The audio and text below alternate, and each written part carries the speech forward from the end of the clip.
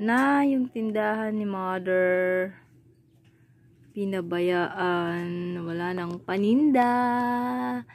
Wala na. Ubus na. Kunti na lang. Ayan. Wala nang mga laman yan, guys. Wala nang mga laman yan. So, ayan guys. Wala nang laman. Yung dilata, kunti na lang. Ayan. Wala nang laman. Wala na. Wala na.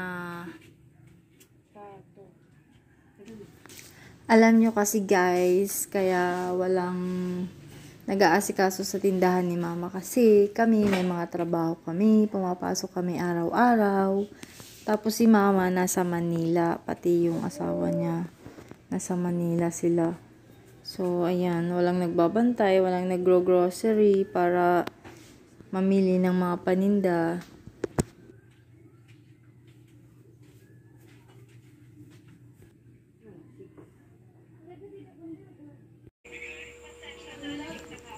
So, ayan rin po yung ref namin, guys.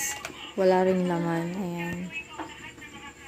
As in, kunti na lang talaga yung mga soft drinks. Siguro yung nandyan na lang, ano na lang, yung Sting na lang, tapos yung Cobra.